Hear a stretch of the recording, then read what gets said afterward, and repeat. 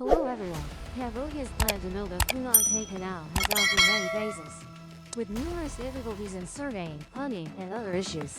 And few people notice that, right near Cambodia's border, hundreds of years ago, Vietnam already had a canal worthy of being considered a man-made wonder in Southeast Asia. That's Canal, Vietnam. How does the Phnom Penh Canal compare to the Vinh Tay Canal? In terms of scale, difficult, of course, they must be placed in their historical context and glorious. Welcome to commentator Haitan's story. A brief overview of the Vinh Tay Canal. The Vinh Tay Canal is a canal flowing through the Giang province in our country's Mekong Delta region. The Vinh Tay Canal, along with the Nguyen Dynasty Canal, are the largest canals in Vietnam's feudal. This canal was dug parallel to the Vietnam-Cambodia border, starting from the west bank of the Chao Doc River. Then it connects straight to the Giang Thong River in Ha Tien Ward and Giang Province today. The Vinh Tay Canal construction project lasted from the time General Nguyen Dynasty served until the time General Le Van Duy served as the governor of Gia, corresponding to the years 1820 to 1830. These two can be considered the overall commanders of the project. In the 16th year of Minh Bang's reign, which is 1835, to honor the Vinh Tay Canal, King Minh Bang had a Khu Dang cast to become a national treasure and symbolize the completeness of the royal family. Then the image of the Vinh Tay Canal appears on a high culver. If you visit the Hue Imperial City, you look carefully to see if this is true or not. The Vinh Tay Canal was described because the work was in a desolate wilderness, with much miasma and malaria, so food, medicine, and all necessities were lacking, causing many to die from illness, exhaustion, from wild animals like crocodiles, snakes, and scorpions, and the number of people who fled and perished was also very high. These descriptions speak to the hardship our Vietnamese people endured in digging the Vinh Tay Canal. As compare the Vinh Tay Canal in Cambodia. Placing two projects 200 years apart in the same area for comparison, we will see something interesting. Although the eras are different, the goals of both the Phnom Canal in Cambodia and the Vinh Tay Canal in Vietnam stem from one thing, which is to help the country develop, the need to open a path for a nation. Both the Khmer and Vietnamese people have lives closely tied to rivers and water, and in this region, they live by and depend on the Mekong River. Therefore, any project that creates a waterway from one region to another carries a great aspiration, an aspiration even greater than transportation. It is a way for a country to affirm its existence and position on the map, no matter what feelings you have towards Cambodia. The Vinh Tay Canal appeared in the 19th century, in the context of the still wild south with sparse population and a turbulent border.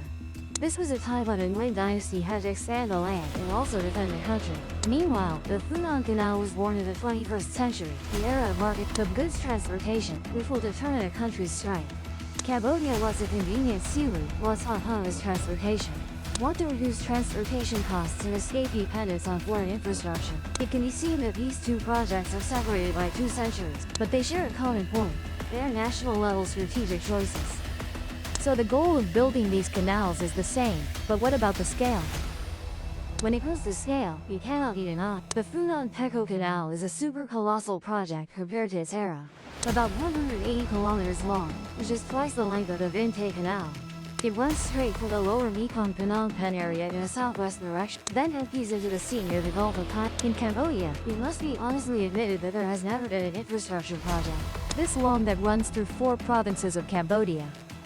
The width of the Phnom Penh Canal reaches nearly 100 meters, about 5.4 meters deep, sufficient for ships from 1,000 to 3,000. These numbers show the ambition to turn the canal into a true water highway of Cambodia, where container ships can travel from the capital Phnom Penh to the sea, as if laid straight on a national highway. But that was 200 years after the Vinh Tay Canal. In the ancient historical context, the Vinh Tay Canal achieved a timeless miracle, nearly 90 kilometers long and completely dug by hand with hoes and shovels, in conditions of swamps, mosquitoes, and rampant diseases. No excavators, no positioning, no modern equipment. Only national will and human strength along with the Vietnamese people's pioneering spirit. What's astonishing is that the ancients could dig a canal so straight, wide, running along the border like that. The more one looks at the map, the more impressive the organizational level and determination of that time appear.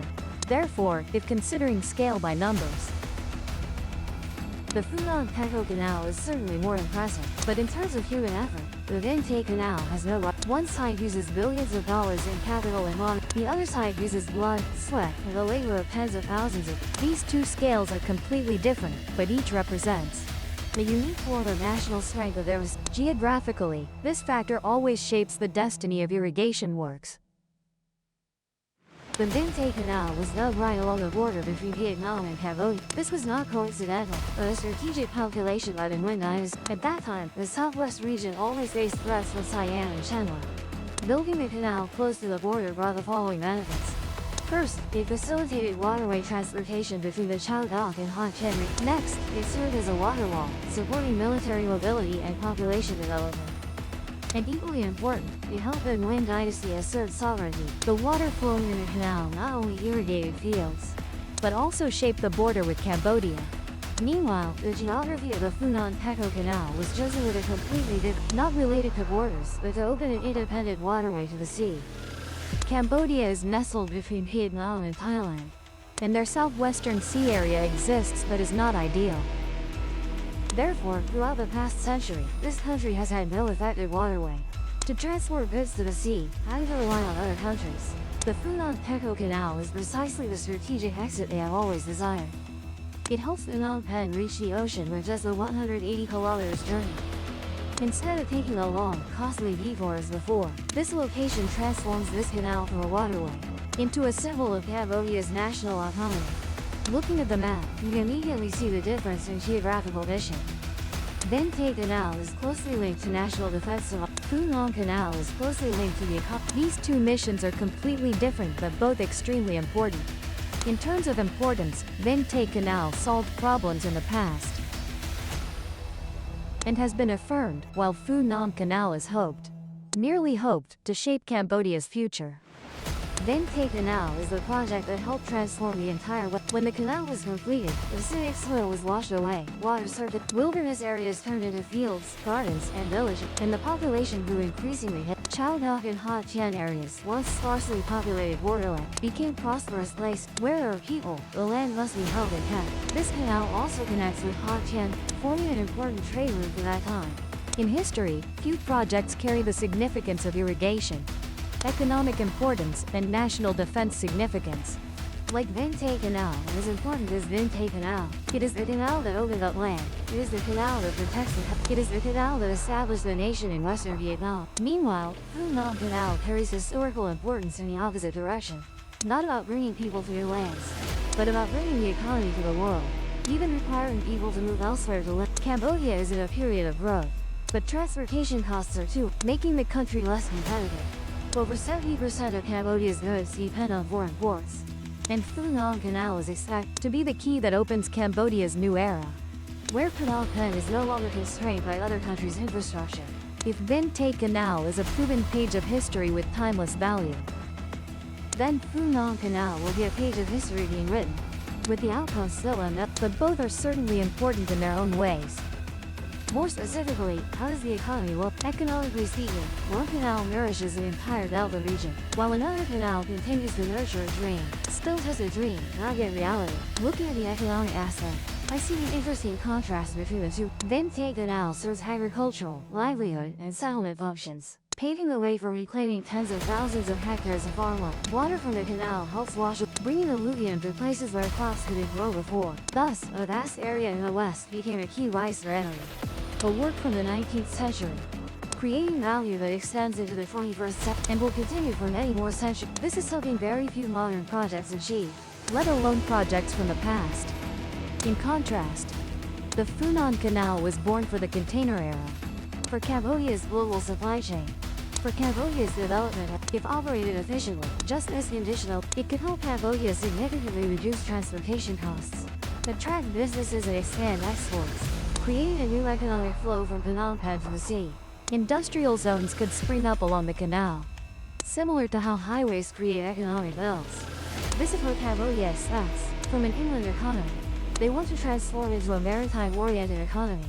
Therefore, in specific economic terms, Vinh Tay nurtures an entire region, while Phunan is nurturing a dream.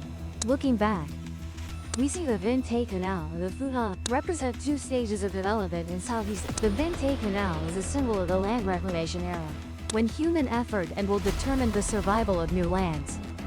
While the Phuong Island Canal is a symbol of the integration and opening era, where transportation, trade, and access determine a nation's economic strength, the Van Tay Canal is an unglamorous canal, not high-tech, but it built up an entire region.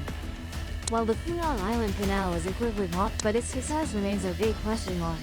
One has proven its value over 200 years and more. One is on the path to proving its value. But both canals clearly show one thing.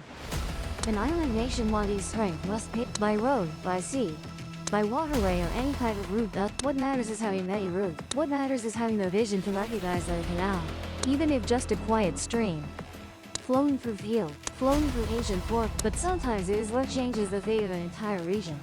And the Vietnamese have achieved that, has proven themselves wrong, has proven the power of hands and mind. And so much bloodshed was not in vain. Thank you for following this story. If you found it interesting, please subscribe to the hidden, turn on the notification bell, and now, it's time to say goodbye. Don't hesitate, please leave your feedback. And as usual, see you next time.